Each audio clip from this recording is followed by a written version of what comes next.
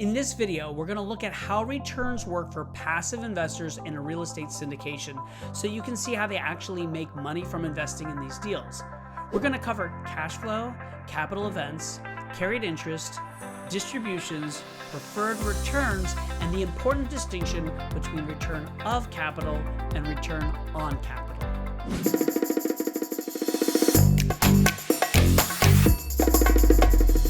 I'm Matt Picheny, your backstage guide to passive investing, and I've learned a lot about the returns investors can make from deals by passively investing in over 10,000 apartment units across the country.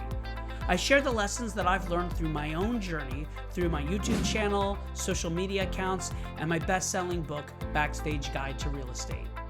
Passive investors in a syndication get paid through distributions. There are essentially two types of events that will trigger a distribution. The first is cash flow.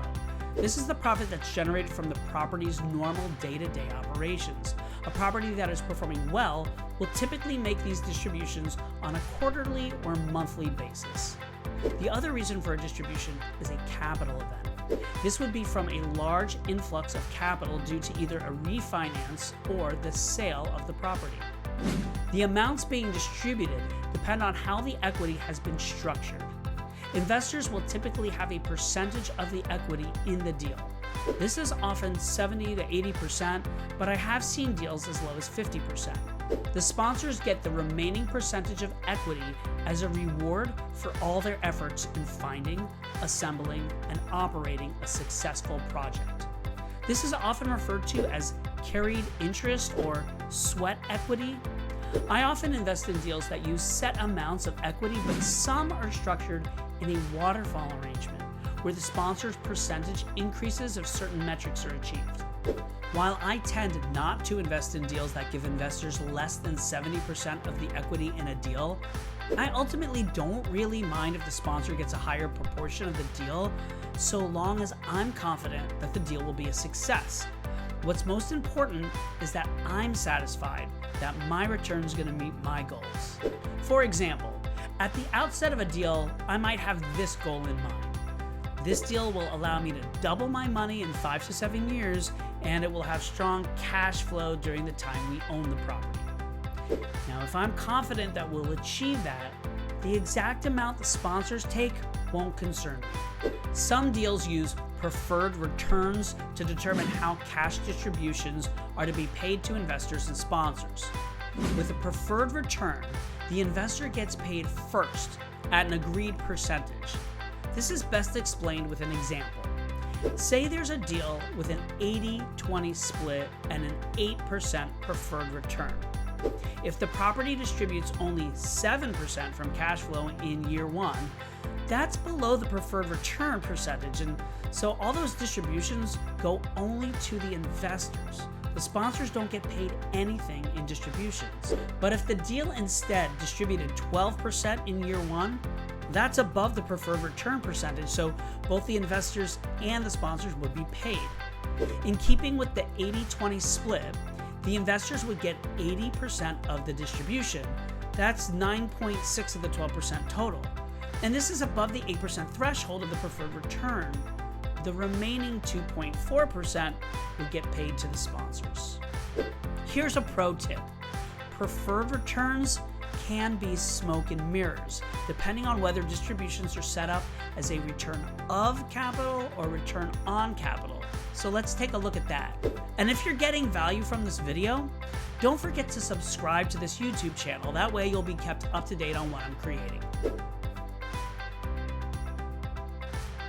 You might not think that a single word of or on would make a difference in an investment, but it's important to know that return of capital is not the same as return on capital. If you don't know that this difference exists and what it means, that could be a recipe for getting into a deal that's not as profitable as you think. Let's look at what this all means. The key is to keep in mind that the amount you invest in a deal is known as your capital contribution, and that these two types of deal structures treat that contribution differently. In a return of capital scenario, the amount you invested in the deal, your capital contribution, is reduced by the amount of each distribution. As an investor, your returns during the deal are deducted from that capital contribution. Say your investment is $100,000. Over the course of the deal, you receive $40,000 in distributions. That means your capital contribution is reduced by that amount, taking it down to $60,000. If the deal was then sold, you would get the $60,000 remaining from your capital contribution returned to you. Everything after that would be considered profit and subject to the investor-sponsor split. If you have a return of capital deal and a preferred return, the preferred return isn't really all that relevant. Assuming the deal is profitable, the investor's capital would be returned minus the distributions they already received, and the profits are split. The profit is the same, but the preferred return just means the investor got paid some of their money a little bit sooner. In a return on capital structure, distributions are not deducted from your capital contribution. If you invest $100,000, that's your capital contribution for the whole deal. At the sale, you will receive the full $100,000 before the investor-sponsor split starts, regardless of what distributions were during the deal. Unlike with return of capital deals, preferred returns can matter when a deal is structured with return on capital. So, considering both options, return on capital must be a better deal, right? It might seem that way at face value, and we could say that generally, return on capital is more advantageous for the investor, but the overall makeup of the deal is what really matters. For example, I modeled a scenario that looked like this: $100,000 investment for 5 years, 10% distribution each year, return on capital with an investor split of 70-30. In this scenario, the investor's total profit would have been $99,000. But when I used the same scenario and changed the distributions to be a return of capital and made it an 80-20 split, the investor's total profit would be almost the same at $98,000. The lesson here is that you have to look at all of the factors that make up the deal to work out whether it's really as attractive as it might appear. Now, I've invested in both return on capital deals and return of capital deals. As always, understanding the market, the deal, and the sponsors is essential to improving your chances of success. Hopefully, you've done a good job vetting your sponsor and steered clear of anyone who might try to hide the type of deal you're being offered. Whether a deal is return on capital or return of capital should be defined in the operating agreement, one of the legal documents that you have to sign as part of the deal.